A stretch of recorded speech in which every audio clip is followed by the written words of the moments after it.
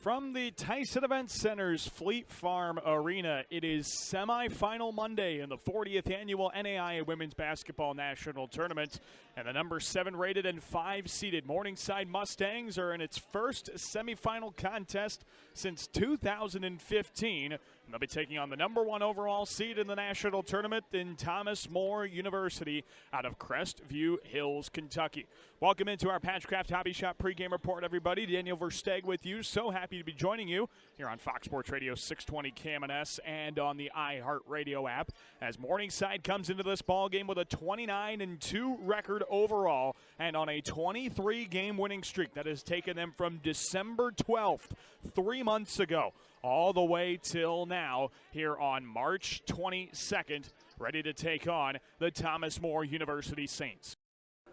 Oh, it is good to hear that intro once again. A very pleasant good evening, Mustang football fans, and welcome to Elwood Olson Stadium for the start of a season that we weren't sure if we were going to have. The 2020 college football season is upon us here in Sioux City. Good evening, Daniel Versteeg, former East High head football coach Bob Goodvin with me up in the booth. We'll be joined a little later on in our Drilling Pharmacy pregame by Jonathan Covert, who is on the sideline for us this evening. It is Morningside College and Northwestern College. Bob, two teams that last year finished the conference regular season.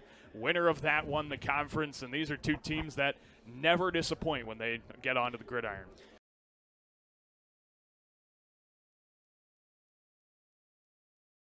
Welcome back to our Patchcraft Hobby Shop pregame report here on Fox Sports Radio 620 KMNS. I'm Daniel Versteeg. We are chatting with the head coach of the Morningside women's basketball team, Coach Jamie Sale. After winning their 23rd game in a row on Saturday, they are now taking on the number 1 overall seed, Thomas More University, in the national semifinals. And, Coach, first of all, I want to talk about that 16-point victory over Concordia. You guys lit it up shooting from the field in the second half. I mean, was there any conscious adjustment you guys made on the offensive end, or was it just your team fell into a rhythm in the second half? I think we finally relaxed, and we just moved the ball a lot better. In the first half, I think, and even in the first game we played, everybody was just trying to make plays on their own individually, and we weren't moving the ball very well. And finally, we just calmed down and started running our offense and moving the ball. And when we do that, we have such good shooters that, we're able to score a lot. So we just played together as a team, and that's something we're going to have to do again today. Yeah, another thing you guys did was you really took away Concordia's three-point shot. That was something they did well in the GPAC title game. You held them to only 25% from beyond the arc. What did you do specifically in that aspect of the game on defense? We wanted to take away Rushton, which was the best three-point shooter, and really make someone else beat us, because that when they scored a lot of points, it was her really beating us, and so we just specifically wanted to take away their best players and make other ones shoot. And sometimes when you do that, the other team struggles a little bit from the 3-point line. So we just did a lot better job with that than we did in the previous couple games against them. Well, now you're taking on the number 1 overall seed, Thomas More University. This is a team that had a lot of success in NCAA Division III. They're really their first tournament in the NAI level at 28-1. What kind of things stick out about the Saints? They just move the ball so well. They play well together, and that you can't really key on one player. They have several that can beat you. So, we're just going to have to be as solid as we can defensively, and we just talk to our team about doing your job. Just do your responsibility, because you have to be in the right place at the right time, or they're going to make you pay. So, they're number 1 team for a reason. They're deep, and they have a lot of Division I transfers, and they move the ball well. So we're just going to have to play really well. Yeah, that discipline and that ball movement, I feel like, leads to a lot of great shots. It's why they shoot so well from beyond the arc. So is there a way for you to get them out of rhythm when they're swinging the ball around and moving the ball so well? We want to have some ball pressure and do that. We need to make them, I think they still like to play a little up-tempo and just make them move the ball a little bit longer than they want to, and make them make decisions over, the 30 seconds and get in some passing lanes. And then we can't give them second shots like we did Concordia. They're too good of a shooting team. We can't give them 20 offensive rebounds and expect to win. Yeah, how do you shut them down on the glass? Because just looking at their numbers, they're not the most impressive rebounding team. So how do you guarantee that advantage? We just need to get a body on them and just make a conscious effort to go get on the boards, and we've some games this year we've done great at that, other games not so great. So we just need to get on the boards, so don't give a great team, easy shots, and they're a good free throw shooting team too. So when they take tough shots, don't bail them out by fouling them. Once again, we're chatting with Coach Jamie Sale. This team has a pretty deep bench. They go 9 or 10 deep routinely. What kind of challenges does that pose for you as a coach with personnel decisions? It obviously gives them a little advantage, just that they're probably not going to wear down as much because they play a lot of kids. But on the other hand, with the format with the TV timeouts, you get a lot more chance to rest. So we've always thought when you get to the Final Four that maybe the depth isn't as much because every quarter you get a 2.5 minute rest, so that maybe gives us an advantage that we can keep like Sierra and some of our better players in the game a little longer. What kind of things does Thomas More do on defense that you're going to have to worry about here tonight? They're just very solid. They don't really press. They just play good half court defense. They switch when they need to, and so we just have to move the ball well and play very consistent on offense and just take good shots. One final thing for you. This is a Final Four appearance for your squad in a new format of the NAIA tournament. How impressive has the season been for you, and how much does it say about your squad to get to this point here tonight? We're obviously thrilled that we got here. We get to the Final Four is always a goal you have, and with the new format and being one division, we knew it would even be harder. And we started out the year 6-2, which is okay, but it didn't look like anything spectacular was going to happen. And then to not lose since just means a lot to our team, and it speaks a lot about our team. Is they're just very unified and they love playing together. And I'm glad that they got this far because they've really deserved it, and how they've behaved and how hard they've worked. And now we just have just go out and play as hard as we can and see what happens. Yep, we hope it's a good outcome. Coach, we appreciate your time. Best of luck. Thank you. That was head coach Jamie Sale, head coach of the Morningside women's basketball team. Our Patchcraft Hobby Shop pregame report continues from the Tyson Events Center after this here on Fox Sports Radio 620 KMNS, Sioux City. We welcome you back to the Tyson Events Center's Fleet Farm Arena. Daniel Versteg with you here on Fox Sports Radio 620 KMNS, Sioux City. Also on the iHeartRadio app and 620KMNS.com. Through one quarter basketball, number 1 rated Thomas More leads number 7 rated Morningside 17-11 here on the People's Bank scoreboard in the NAIA National Semifinals. Winner gets to Tuesday night at 7 o'clock for the 40th annual NAIA National Championship game as Thomas More starts with a basketball out of the quarter break. Here on the left wing side, Barth, top of the key, swings it to the right side, Taylor Cluse to the high post. It's Sechrist, drives, pulls up from 8 feet, tried to dump it under the bucket for Chrisman. It got batted around and picked up by McKenna Sims. And Morningside goes the other way, down 6. Sims, top of the key, directs traffic. Left high post, pass to Rodenberg, back out right of the circle to Lofstrom. Lofstrom swings it right wing. Sims back to Mitchell. Gets a pick. Left wing side. Steps back. Top of the key. Rodenberg looks for Sims. Can't find her. Drives left high post. 8 on the shot clock for the Mustangs. Sims hesitation dribble right wing to the block. Backs it out Rodenberg. Swings it left wing. Mitchell with 2. With 1. Going to have to throw one up. Long 2. Missed it short. And the rebound is pulled down by Zoe Barth. And Thomas More goes the other way, up 6. Good defense by the Saints. Great pass under the bucket to a cutting Sechrist. Gives it to Chrisman. Left block, lays it up short. Knocks Sims to the deck in the process. No fouls called, no buckets scored, and Morningside goes the other way. 17-11, Thomas More. Lofstrom tees up a 3. Left wing, missed it short. Would have been only her 5th made 3 of the season. Here comes Thomas More. Cluse, middle of the paint. Lost the possession out of bounds. Last touched by the Mustangs. It's Saints basketball. 8:44 left in the first half, 17-11, Thomas More. Coming up at this second quarter break, at the halftime break, we will have our Bob Rose point after halftime report. Stats and analysis from this one coming up in our Bob Rose point after halftime report. Here's Maggie Jones, pass top of the key. Left wing goes to Cluse. Bounce pass, left corner. Back out a lob for Schwarber. Gets deflected in the backcourt by Grace Meyer. 2-on-1 break. Meyer to the hoop, lays it up, too strong, and a foul is called. And Grace Myers going to the line for 2 free throws. That's the first foul committed by Thomas More in this ball game, and it comes with 8:31 left in the second quarter. Fouls on Courtney Hurst. That's her first, team's first, and Oh, that was actually a lot closer than it looked. Maybe some body contact. No hand contact, though, as Grace Meyer has her first free throw rattle in and out. Thomas More made their only free throw attempt of this ballgame. Grace Meyer's second is up and in. 1 for 2 trip to the line for Grace Meyer, and it's 17-12. Thomas More leads Morningside, 8:28 to play here in the first half.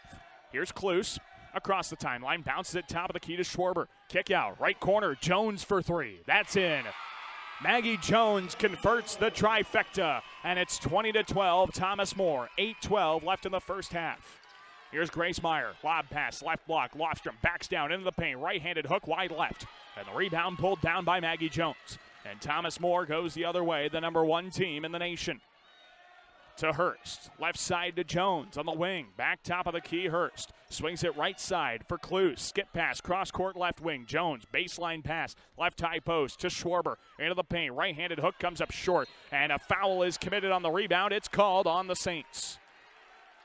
Fouls on Kenzie Schwarber. That's her first, team second. Schwarber, the transfer from NCAA Division I, Morehead State. A sophomore from Alexandria. The first foul for her of this ballgame. It's 20-12. Thomas More, 7:40 left in the first half as Sims has it top of the key. Pass to the left wing, Taylor Rodenberg. Tight defense for Maggie Jones. Rodenberg hands it off Mitchell. Left side, tried to get off her defender. Instead, pass top of the key to Sims. Free throw line. Rodenberg backs down to defender. Into the paint. Turnaround to her left. Missed a shot short off the glass. And the rebound pulled down by the Saints. Here comes Taylor Cluse, right of the circle. Hesitation dribble to the block, goes up. Contested shot off the glass, doesn't fall, but a foul's called. And Taylor Cluse going to the line to shoot 2. Fouls on Sierra Mitchell, that's her first, team's first. And Taylor Cluse going to the line to shoot a couple of free throws. Cluse, a 76% free throw shooter, as Grace Meyer and Chloe Lofstrom check out. Faith Meyer and Sophia Peppers take their place. Cluse, her first free throw is in and out. Cluse, a second-team All-Mid-South Conference pick, another Division I transfer out of Northern Kentucky. Trying to help out hometown Kentucky Thomas More Saints. She goes 0 for 2 from the free throw line. Cluse missed the second off the front of the rim. And Morningside trails by 8 still. 20-12, 7:10 to play in the first half. Here's Sims, right wing, hesitation to the block, had it poked out of her hand and taken the other way by Kenzie Schwarber. And Thomas More goes the other way with Courtney Hurst. She has it between the circles. Hurst with a right-handed hip-high dribble, swings it to the right side for Cluse. Back top of the key, Hurst. Back to Cluse, right wing. They work it around the perimeter. She fakes a pass, top of the key, bounce pass right baseline. It goes to Sechrist, drives into the paint, stops from 4 feet, missed a jumper strong. Somehow she was wide open, middle of the paint. I don't think she expected to be that open. She missed the jumper, and Morningside goes the other way, down 8. Still have to cut into this deficit a little bit. Rodenberg, step back, long 2, left corner, missed it strong. Rebound is pulled down by the Saints and Kenzie Schwarber. Morningside cannot buy a bucket. They are 20% from the field. Here's Schwarber, right of the paint, lays it up strong. Rodenberg with a defensive rebound. Same could be said for the Saints. They're sub 40% from the field. Sims, left of the circle, 20-12. Thomas More, 6:10 left in the first half. Sims, right wing pass. Mitchell, a 27-footer, too strong from downtown. And the rebound pulled down by Taylor Cluse. Mustangs now sub 20% from the field. Cluse, pass to the right wing for Maggie Jones. Down to the right corner, Schwarber. Lobs it top of the key. Cluse, touch pass down to the paint. Sechrist works to her left, out right corner. 3 ball by Schwarber, up and in. And the Saints lead by 11, and a timeout is called by Jamie Sale. 23-12, 5:44 left in the first half. We'll take a timeout with Coach Sale. Back in 2 minutes to the Tyson Event Center. You're listening to Mustang National Semifinal Basketball on Fox Sports Radio 620, KMNS, Sioux City.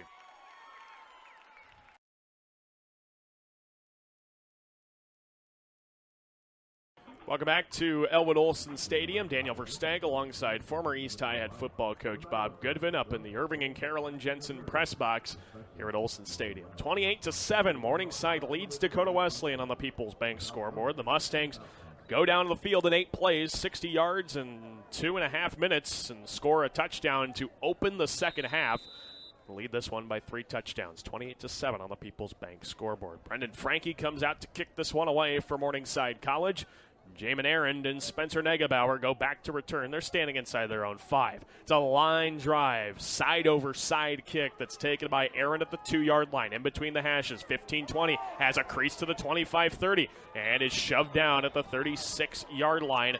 On the stop, that can't be Caden Ladwig. That might be Michael Schiffer, the freshman, who makes the stop at the 37-yard line. It'll be 1st and 10 for the Tigers. Again, the kick return doing pretty good for Dakota Wesleyan. Well, again, Negebauer, their star player, made another nice block on the first Morningside guy down the field.